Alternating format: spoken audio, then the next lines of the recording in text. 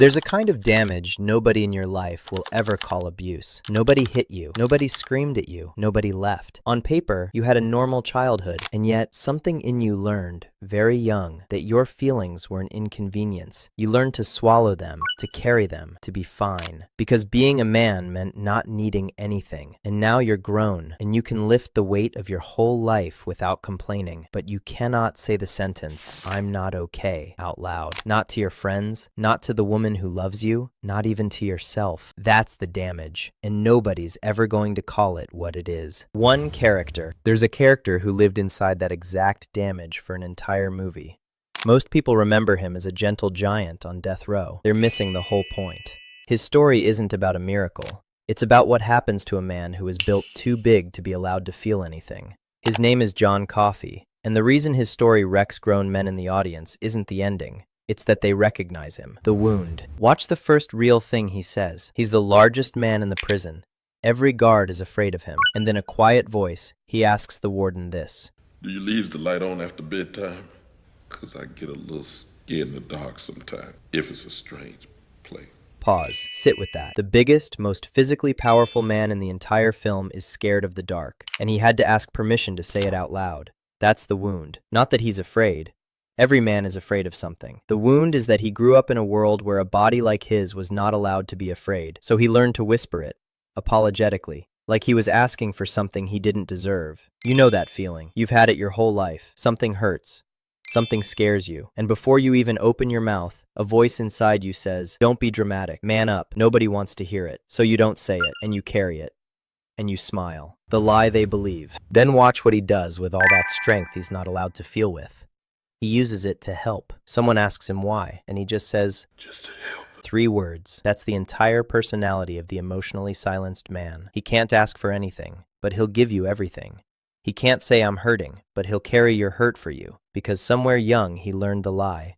My feelings are a burden. My strength is the only part of me that's welcome. You've lived that lie. You're the friend who shows up. The son who handles it, the guy everyone leans on, and nobody, not one person, has ever asked you what you're carrying underneath it. The moment everything changes. Then a woman he's just healed looks at his body and sees what everyone else refused to see. What happened? You be still. And Coffey answers with the sentence every man in the audience has said in his own life. Don't hardly remember, man. He doesn't say, "Nobody hurt me." He says, "I don't remember."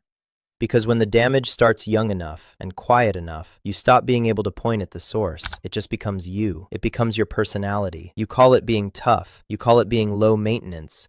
You call it being fine. You're not fine. You just forgot who did it. The cost.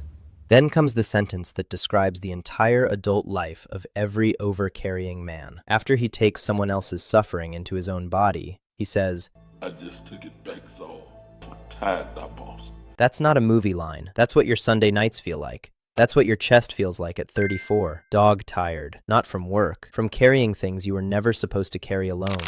Then he finally says the truth out loud. There's too much of it. It's like pieces of glass in my head all the time.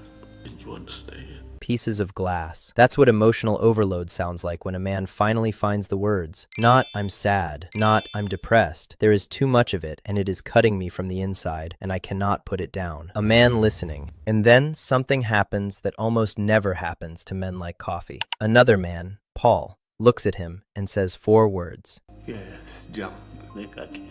Watch what that does to Coffey. He doesn't cry. He doesn't collapse. He just softens. Because for the first time, someone didn't try to fix him. Someone didn't tell him to man up. Someone didn't get uncomfortable and change the subject. Someone just understood. That's the thing you've been starving for and calling by other names.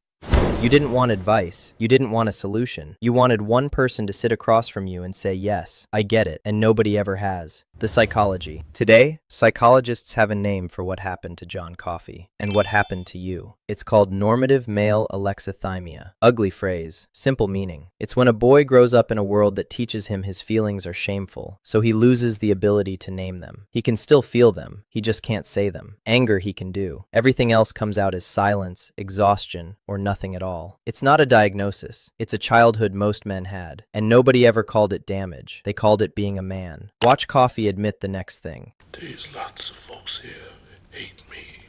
Lots. I can feel it. It's like bees stinging me. That's the sentence toxic masculinity trains out of you before you're 10 years old. It hurts. You were taught to laugh at the insult, shrug at the rejection, say I don't care about the girl who left, the friend who ghosted, the father who didn't show up. You cared. It stung like bees. You just weren't allowed to say so. The reframe. Here's the line that reframes the whole movie. John Coffey wasn't executed for a crime. He was executed for being a man who felt too much in a world that only wanted his strength. The confession. Then comes the moment that breaks every man watching. Coffey looks up and says the saddest sentence in the film. A gentleman apologizing for existing. If you've ever apologized for taking up space in your own life, for being too much, too sensitive, too needy, too quiet, too tired, you already know that sentence. You've said it. Maybe not out loud, but you've said it. Then, at the end, stripped of everything, he asks for one final thing. Please, boss, don't put that thing over my face. Don't put me in the dark. I was afraid of the dark. The circle closes. He opened the movie whispering that he was scared of the dark. He ends the movie saying it out loud. That's the whole arc of a man learning to feel. Not becoming fearless, just becoming honest. About you. If something in your chest is tight right now, stop scrolling. You are not broken. You are not weak. You are not too sensitive. You were trained young, trained quietly, trained by people who probably loved you and had no idea what they were doing. Every time you swallowed a feeling to keep the peace, every time an adult said stop crying, every time your pain was met with a joke, a shrug, or silence, that was the training. And it worked. You became the man everyone can lean on. And you became the man nobody actually knows. Here's the part nobody says to guys like you. Feeling things is not the opposite of being a man. Pretending you don't is what's been killing you slowly your whole life. The answer. Coffey gives the final line of the film. You kill them with they love. That's how it is every day, all over the world. The deepest damage in most men's lives didn't come from enemies. It came from the people who loved them. Fathers who thought toughness was a gift. Mothers who thought silence was strength. Friends who thought mockery was affection. Nobody meant to hurt you. That's what makes it the kind of damage nobody calls abuse. It came wrapped in love. It came from people doing their best. And it still shaped every quiet, tired, apologetic corner of the man you are today. One last thing. You're allowed to put it down. You're allowed to be scared of the dark. You're allowed to say it hurts out loud. And the first person who hears you say it and doesn't flinch is where your real life starts.